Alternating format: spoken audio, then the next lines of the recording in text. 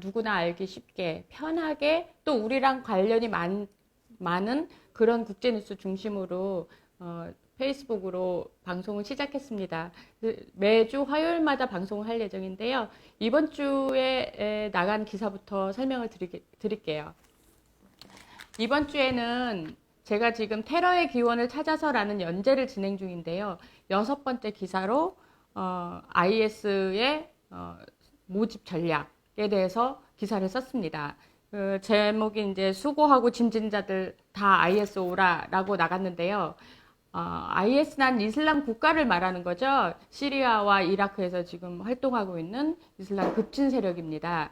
현재 IS의 상황도 중요하지만 이전에 IS가 어떻게 생겨났고 이런 것들을 쭉 풀어주면서 앞으로도 이제 기사의 연재가 계속되면서 향후 테러 전략이 어떻게 변할 것인지 그런 것도 예측하는 그런 기사를 쓰겠습니다. 그래서 이번 주 나간 기사 중에 IS가 어떻게 서방 국가의 젊은이들을 모았는가 그거에 중점적으로 썼는데요. 그 중에 가장 중요한 전략이 바로 인터넷입니다. IS에 현혹이 돼서 시리아로 간 사람들 중에 젊은이들이 많은 이유 중에 하나가 바로 인터넷에 젊은이들이 더 접근성이 뛰어나다는 점도 있거든요. IS는 왜 서방국가 젊은이들이 필요할까라고 생각하면요. 이라크하고 시리아의 영토를 이미 확보를 한 자칭 국가죠. 남들은 인정 안 해줘도 자기들은 이제 국가라고 막 우겨요. 그러면 이제 영토가 확보가 됐지만 국민이 필요한 거죠. 왜냐하면 국가에는 세금을 내야 될 국민이 필요하니까요. 그래서 시리아에 있는 사람들이 국민이 돼야 되는데 이 사람들은 이제 보따리 싸들고 국경 넘어 난민으로 다 가게 된 거예요. 그래서 시리아 안에 있는 인구들조차도 계속 줄고 있는 상황이니까 국민들을 데려와야 되는 거예요. 그래서 인터넷을 통해서 모집을 하고 또 국경을 넘어서 시리아로 올 수 있도록 안내를 하고 이렇게 해서 이제 국민들을 대거 모집한 거나 마찬가지입니다. 보통 시리아에서 어떻게 그 먼 유럽 국가까지 그런 모집을 할 수 있었는가 라고 한다면 여기에는 아주 교묘한 IS의 심리전이 있습니다. 시리아 쪽으로 간 젊은이들, 서방 국가의 젊은이들 대부분이 직업이 거의 없어요. 그리고 실업률이 굉장히 높은 그런 계층, 예를 들어서 이민자 계층이라든지 아니면 저소득 계층에 있는 그런 젊은이들이 많이 시리아로 갔고요. 우리나라도 작년에 아주 발칵 뒤집혔죠. 김군이 시리아로 간 예가 있습니다. 이렇게 해서 끌고 간 그 젊은이들의 국가만 해도 100여 국가가 넘습니다. 그래서 이 100여 국가의 젊은이들이 시리아에 모여서 무엇을 했을까? 보통 우리가 봤을 때 이런 젊은이들은 전쟁의 전자도 모르죠. 뭐 전투가 벌어지는 것 자체를 생전 생각해보지도 못했기 때문에 그래서 굉장히 많이 희생을 당해요. 또 나이도 어리고 경험도 부족하기 때문에 IS가 원하는 그런 어떤 뭐 종교적인 어떤 그런 것보다는 살인 무기가 되는 그런 훈련을 받고 또 그렇게 생활을 합니다. 그래서 제가 처음으로 그 IS와 함께 이제 넘어가는 젊은이들을 본 게 2013년에 터키의 국경이었습니다. 시리아하고 터키하고 국경이 이렇게 마주하고 있는데요.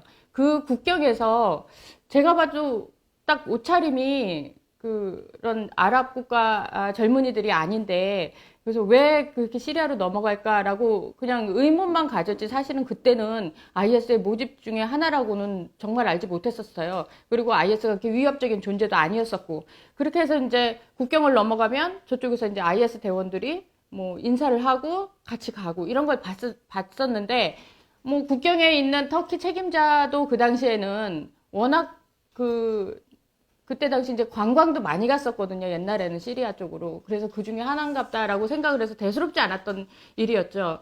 근데 이제 유럽 각국에서 청소년과 20대 젊은이들이 계속 사라지는 그런 상황이 벌어지면서 이들의 행선지를 계속 추적하게 됐고, 그게 이제 터키에서 시리아로 넘어가는 그 길이다라는 게 밝혀지게 된 거죠. 그래서 각국의 그 정보국 관료들 해가지고 국경 주변이 거의 아수라장이었어요. 이제 부모님들 또 정보국 관계자들 그런 상황에서 이제 취재를 하고 있었던 저 자신조차도 한국 사람이 넘어갈 거라는 생각은 전혀 못 했었거든요. 그러다가 이제 작년 1월 달에 우리 한국 청년이 넘어간 다음에 이제 다시 이제 작년 4월에 시리아 터키 국경을 취재를 갔었는데 그때만 옛날에만 해도 그 시리아 터키 국경이 합법적으로 다들 넘어갈 수 있었는데 터키 정부가 그 길을 막아놨어요. 그래서 국경을 통해서는 도저히 갈 수가 없는 거예요.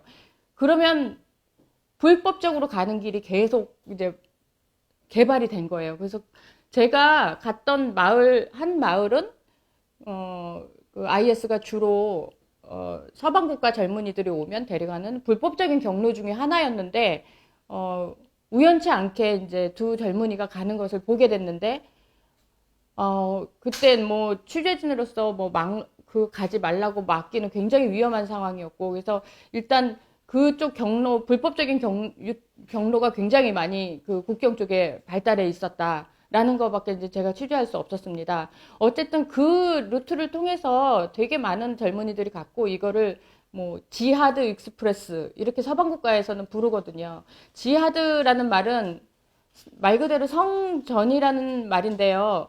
하나님을 위한 전쟁. 그러니까 이슬람 급진 세력 중에 하나의 가장 대표적인 게 지하드예요. 그래서 무슨 행위를 해도 전부 지하드라고 얘기를 해요, 가면.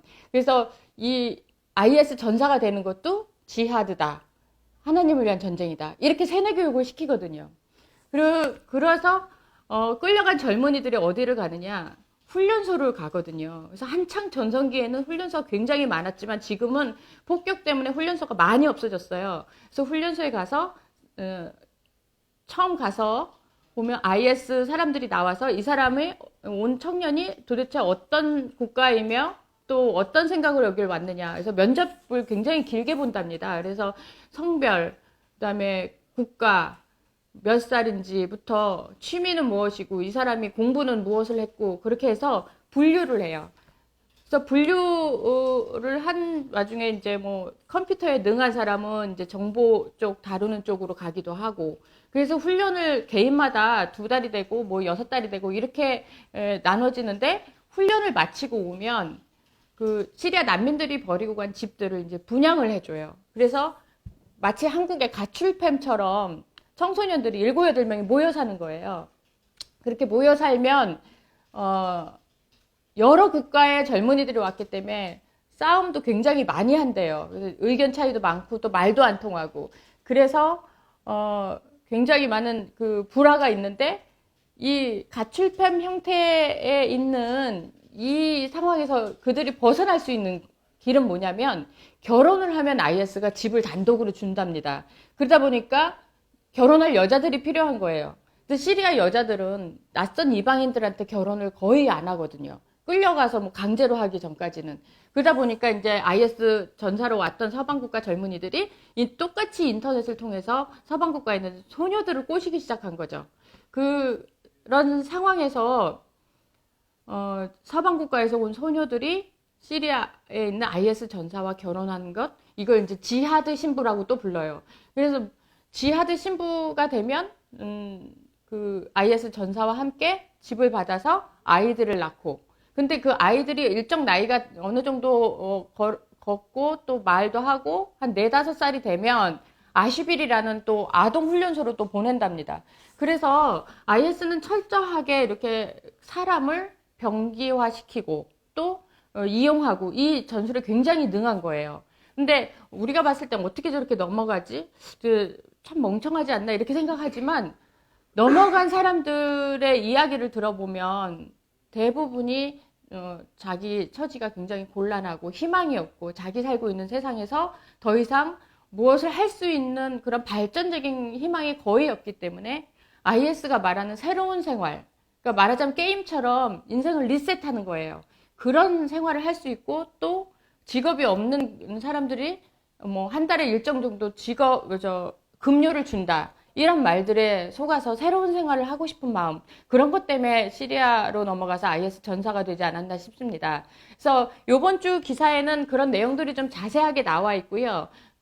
기본적으로 IS라는 조직이 지금 현재로서는 시리아를 넘어서 전 세계를 대상으로 지금 테러를 하고 있기 때문에 유럽이나 미국도 이제 좀 안전하지가 않다. 그래서 테러에 비상인 상황이죠. 그래서 이 배후로 모두 이제 IS가 항상 나오기 때문에 우리가 IS를 좀 알아야 프랑스 파리라도 관광을 가더라도 좀 안전하게 가지 않나라는 생각으로 이 연재 기사를 시작했고요. 매주 나가는 건 아니고 2주에 한 번씩 연재가 나갑니다. 많이 봐주시면 좋겠습니다.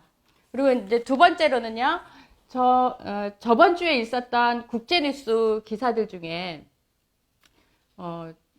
나름대로 이제 많이 다뤄지는 뉴스, 그러니까 전 세계적으로 좀 많이 다뤄지는 뉴스 중심으로 제가 한 5가지를 뽑았습니다.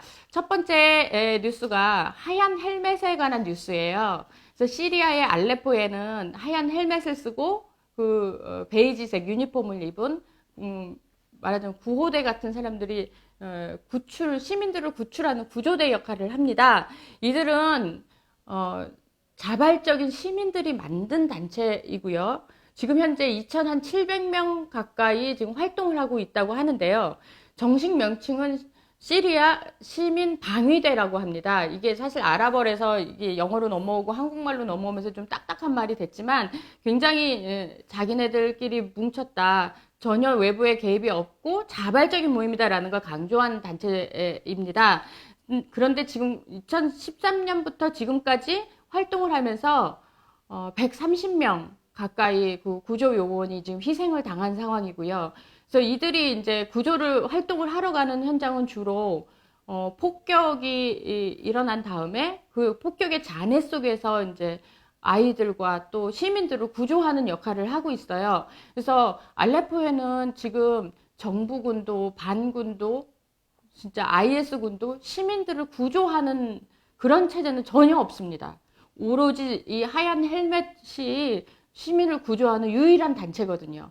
그래서 지난 9월 22일 날 이제 스톡홀름에서 준 노벨 평화상이라고 불리는 바른생활상을 수상했는데요. 그 발표문 중에 정말 가슴을 울리는 말이 하얀 헬멧은 시민들을 구조해서 뛰어난 용기와 열정을 보여줬고 인도주의에 공헌했다라는 말이 있는데요. 사람을 구하는 건 진짜 인도주의죠. 아무리 악당이라도 사람 생명을 그냥 없어지게 할 수는 없잖아요. 그래서 구조를 해야 되는 것이 인도주의거든요. 근데 아무도 이 시리아 국민들을 구조해 줄 사람이 없어요. 미국도 폭격을 하고 러시아도 폭격을 하고 시리아 정부군도 폭격을 해서 민간인 사상자만 계속 나지 구조하는 단체는 여기가 유일하거든요. 전에 아주 충격적이었죠. 꼬마 옴난이라고 구조대한테 구조돼서 구급차 앞에서 먼지를 뒤집어 쓴 채로 앉아 있었던 꼬마. 이 꼬마도 하얀 헬멧이 구했고요. 그리고 수많은 아이들이 그나마 이들의 손에 의해서 지금 구조가 되고 있는 상황이에요.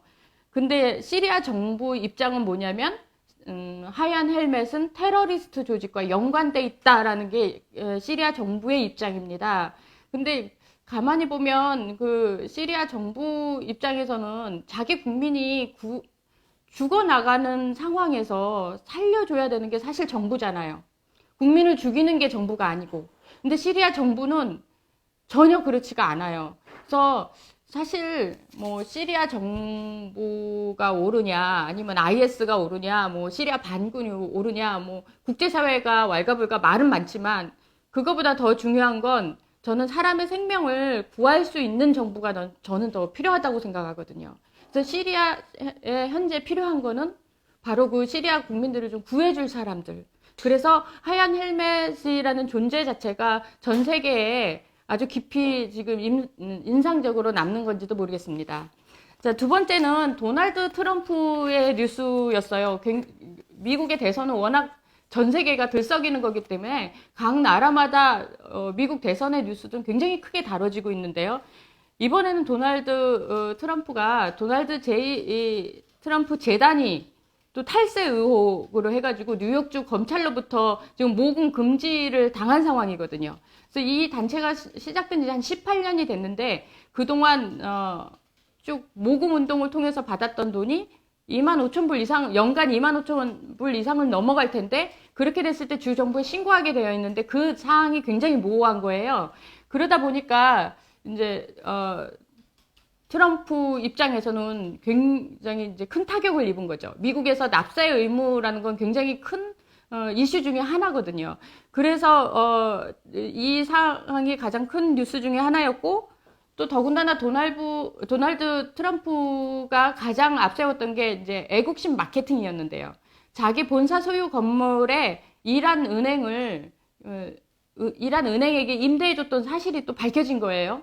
그러다 보니까 이제 지금 궁지에 몰렸고 또 저번에 대선 토론에도 또 클린턴에게 좀 많이 패하기도 했고 그러다 보니까 지금 현재 클린턴이 42% 지지율이고 도널드가 36% 지지율로 지금 뒤지고 있는 상황이에요. 앞으로 대선 한 달 정도 남았거든요. 그동안 또 뭐가 어떻게 바뀔지는 모르겠지만 지금 현재로서는 지금 클린턴이 굉장히 우세하고 있는 상황이고요. 그래도 대선은 마지막까지 가봐야 된다라고 이제 미국 기자들도 얘기를 하더라고요. 그래서 미국 대선이 그만큼 큰 이슈이니까 한 달 후에 어떻게 될지 저도 참 궁금합니다. 그다음에 세 번째 뉴스 중에 하나가 터키 비상사태 연장입니다.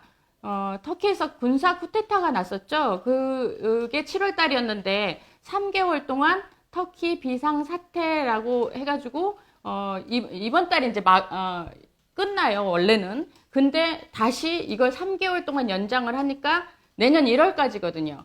근데 사실 비상사태라는 것이 계엄령과 거의 비슷해요, 지금. 그래서 첫 번째가 국민의 기본권을 제한한다. 그리고 두 번째가 대통령 말 한마디에 모든 것을 입법권을 비롯한 모든 것, 사법권, 입법권을 모든 것들이 대통령을 통해서만 지시가 내려가야 되는 거거든요. 그래서 불법으로 이제 아니 사실 이게 비상사태이면 불법도 아니에요. 그냥 길 가다가 체포해도 합법이 되는 거죠. 그냥 그렇게 말하면 이게 계엄령 상태라고 볼 수 있는데요. 이게 1월 달까지 계속되는 거예요. 근데 사실 터키는 우리나라 국민들이 여행도 많이 가고 또 출장도 많이 가는 곳이죠. 근데 이 계엄령 상태에서는 자국민뿐만이 아니라 외국인도 어떤 상황에서 도움을 받을 수가 없습니다. 그래서 특히 이제 우리 국민들이 단체 여행도 많이 가는데 무슨 일이 생겼을 때 우리 대사관도 이제 도와주기가 쉽지 않은 거죠. 그래서 여행을 가능하면 좀 자제하시고 꼭 필요한 출장만 가주시길 바라고 1월 달까지 연장이 된 다음에 또 어떻게 변할지는 모르겠지만 현재로서는 계엄령 비슷한 상태가 터키에는 1월 달까지 간다. 이렇게 생각을 하시면 되겠습니다. 그 다음 뉴스는요. 이디오피아에서 시위대에 이디오피아 정부가 최루탄을 쏴서 비공식적으로는 300명이고요. 공식적으로는 50여 명이라고 하는데 압사하는 사망 사건이 벌어진 거예요. 이게 사실 시위대에 그 최루탄을 쏘는 게 굉장히 위험한 상황이라고 판단을 국제사회는 이렇게 많은 최루탄을 쏘지만 이 이디오피아에서 제가 한번 시위하는 거를 봤는데 그렇게 독하다고는 생각 안 했는데 하여튼 사람들이 굉장히 겁을 많이 먹었어요. 그래서 그런 상황 중에 하나로 벌어지지 않았나라고 생각하는데요. 이 상황이 벌어진 곳이 오로모주입니다.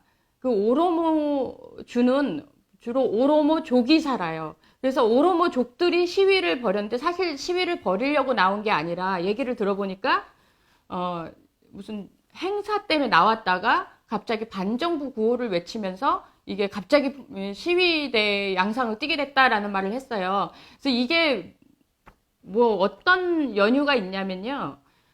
그 이디오피아 정부가 수도 이제 아디스 아바바를 좀 더 넓히고 싶은 거예요. 그래서 이 오로모족이 사는 이 동네까지도 이제 수도 아디스 아바바로 이제 편입을 하려고 했어요.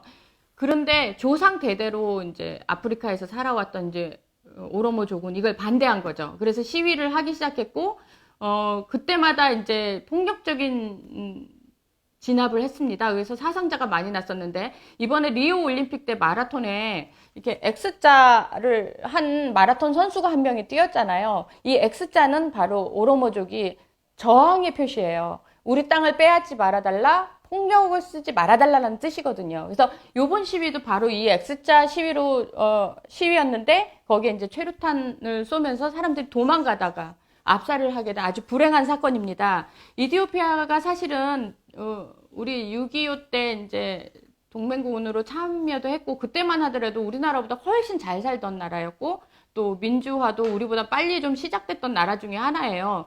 근데 그 민주화라는 게 발전하지 못하다 보니까 이제는 저렇게 저런 상황까지 갈 수밖에 없는데요. 이렇게 300명이 죽었든 뭐 50명이 죽었든 이렇게 사람이 죽어도 이건 이디오피아에서는 합법입니다. 왜냐하면 이디오피아에 테러 방지법이라는 게 있어요. 그래서 그 테러 방지법에 의해서 정부가 이렇게 군중들을 진압하다는 사상자에 대해서는 책임을 지지 않는다는 거예요. 그래서 앞으로도 더 많은 사상자가 날 수도 있는데 굉장히 위험한 법 중에 하나라고 생각합니다. 테러 방지법. 그 다음 뉴스가 이제 콜롬비아의 평화협정 국민투표 뉴스였는데 이거 남미에서는 굉장히 핫한 뉴스였어요. 그래서 남미 국가마다 굉장히 많은 비중을 차지한 국제 뉴스 중에 하나였는데 콜롬비아 같은 경우는 지금 반군과 정부군이 52년간 싸웠어요. 52년이면 태어나서 거의 50대가 넘을 때까지 계속 내전이었던 거죠. 근데 이번에 평화협정을 통해서 반군들을 정치화시키고 정당을 만들게 해주고 수면 위로 나오게 해서 뭐 의석도 주겠다. 그 대신 싸움을 내전을 멈춰달라라는 어떤 제안을 했던 거예요. 그래서 이게 국민투표로 붙여진 거예요. 근데 박빙의 차로 부결이 됐어요. 그래서 반대하는 이유는 뭐냐면 반군들이 내전 기간 동안 너무 많은 살인, 납치, 그러니까 각종 안 좋은 뭐 코카인 뭐 이런 뭐 밀매부터 너무 많은 걸 그런 나쁜 짓을 하면서 콜롬비아 국민들 중에 희생자들이 너무 많았던 거예요. 사실 내 아버지가 혹은 내 어머니가 내 아들이 저들한테 살해당하거나 그런 사람들이 어떻게 쉽게 저 사람들 그런 살인자한테 의석을 내줄 수 있느냐라는 반감이 많이 들게 됐고 그래서 이번 선거에는 반대표 던진 사람들의 입장은 그랬고요. 근데 이제 콜롬비아의 무장혁명군이라고 정말 악명 높거든요. 밀림에서 뭐 납치, 살해, 뭐 각종 뭐 인질 사태, 뭐 말하는 IS 이전 단계에는 굉장히 이름을 날렸던 반군 중에 하나예요. 근데 지금은 서로 평화협정을 하고 앞으로는 콜롬비아에 좀 평화를 정착하자라는데 서로 이제 논의를 시작했고 그리고 계속 국민들과 얘기를 하는 중인데요. 글쎄요, 콜롬비아 굉장히 아름다운 나라인데 부디 이 내전이 좀 종식이 돼서 우리도 좀 여행도 갈 수 있고 또 가서 비즈니스도 할 수 있고 그런 나라가 됐으면 좋겠습니다. 일단 이 정도로 5개 정도 저번 주에 이제 각 나라마다 가장 핫한 뉴스 중에 제가 이제 5개를 뽑아서 말씀을 드렸고요. 지금은 이제 국제 시사 용어 중에 굉장히 어렵다고 생각하는 용어들이 좀 있으실 거예요. 그런 용어들을 좀 설명해 드리는 그런 시간을 가져보려고 하는데요. 우리가 국제 뉴스를 이렇게 보면 용어를 몰라갖고 재미가 없는 거예요. 우리랑 가까이 뭔가 이렇게 연관은 좀 있는 것 같은데 무슨 내용인지도 모르겠고 뭐 이런 내용도 굉장히 많으시죠. 특히 엄마들 같은 경우는 더 힘드실 거고. 근데 저는 사실 근데 저도 봐도 잘 모르는 것도 많아요. 왜냐면 어떻게 전 세계에 있는 나라들의 우여곡절을 다 알겠어요. 근데 시사 용어, 국제 시사 용어를 하나하나 이렇게 하다 보니까 이제 이해가 가고 그랬는데 그래서 이제 저와 똑같은 방법으로 이제 방송 시간마다 한 개씩 국제 시사 용어 설명을 드리려고 그래요. 이번 주에는 집속탄이라는 거에 대해서 설명을 드리려고 해요. 집속탄이 뭐냐면요. 항공기에서 큰 폭탄을 하나 떨어뜨리거든요. 그래서 이 폭탄 안에 조그만 애기 폭탄들이 이렇게 들어있어요. 그래서 큰 폭탄을 엄마 폭탄이라고 그러는데 엄마 폭탄이 터지면 그 속에 아기 폭탄들이 내려가 갖고 굉장히 광활한 대지 위에 쫙 퍼지는 거예요. 그러면 폭탄 하나가 아니라 수백 개의 폭탄이 아주 밀집적으로 퍼지게 되면 인명의 살상이 더 늘어나는 거거든요. 사실 전쟁 중에 사람 죽이는데 들어가는 그 폭탄이 한 사람 죽이고자 큰 폭탄 하나를 터뜨리는 게 아니라 전쟁에서 필요한 폭탄은 뭐냐면 밀집적으로 들어가 갖고 여러 가능한 민간인의 살상을 더 많이 높일 수 있는 방법, 이런 것들을 연구를 하게 되거든요. 그러다 보니 이제 집속탄이라는 게 발명이 됐고, 이게 사실 2차 대전부터 쓰이기 시작했다고 하는데요. 그래서 지금 현재 시리아 항공에서 민간인들한테 살포되는 것이 바로 이 집속탄입니다. 그래서 집속탄 같은 경우는 눈에 띄지 않는 것도 막 떨어져 있기 때문에 전쟁이 끝나도 한 반세기가 넘어가도록 집속탄의 피해가 계속 나와요. 그 중에 하나가 라오스인데요. 베트남 전쟁 때 베트공이 라오스를 통해서 물자를 이렇게 조달한다는 그런 정보를 입수해서 미군이 라오스에 집속탄을 3억 개 가까이를 뿌렸대요. 그 당시 전 세계 생산량이 4억 개인데, 4억 개인데 3억 개를 뿌렸으니까 어마어마하잖아요. 근데 지금도 라오스에는 집속탄이 터지거든요. 그래서 전쟁이 끝나도 수십 년 가까이 전쟁으로 고통받을 수 있는 비인간적인 그런 무기입니다. 그래서 2008년에 111개국이 집속탄을 사용하지 않겠다는 조약을 맺었어요. 그런데 이 나라들 중에 미국과 러시아와 한국은 들어가 있질 않아요. 그래서 러시아에서 시리아 공중에서 집속탄을 뿌릴 수 있는 것이 이 협약에 들어가 있지 않기 때문에 그렇거든요.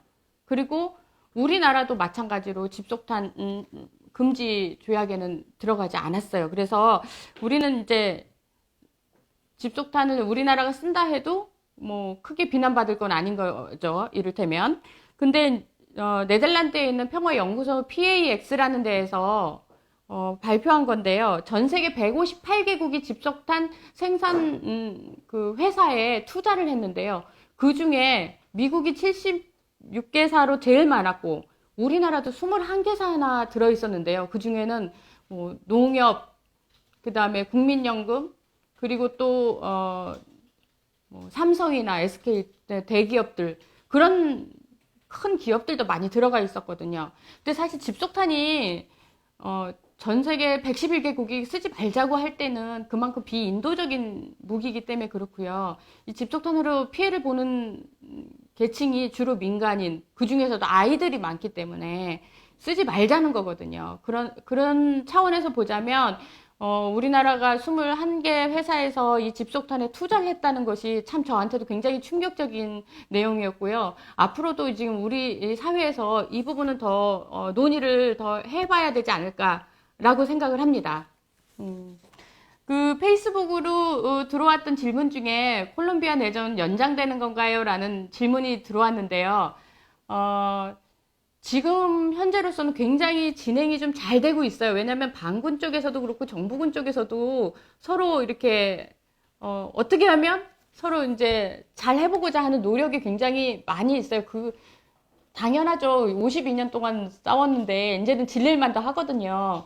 그런데 바로 이 반군인 이 콜롬비아 반군이 얼마나 의석수를 더 많이 가져올 수 있느냐, 그리고 또 정당으로서 얼마나 영향력을 미칠 수 있느냐, 이게 막후 물밑 협상 중인 것 같거든요.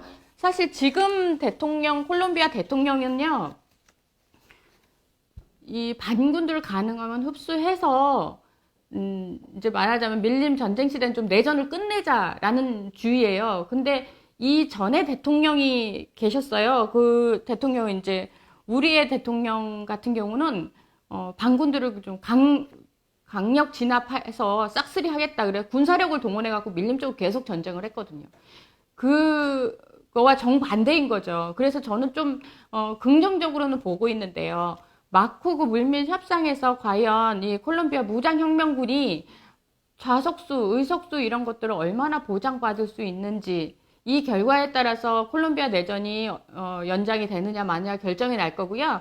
앞으로 매주 제가 방송을 하면서 새로운 소식이 있거나 획기적인 소식이 있으면 알려드리겠습니다. 현재는 지금 물밑 협상 중이다. 이렇게 아시면 될 것 같습니다.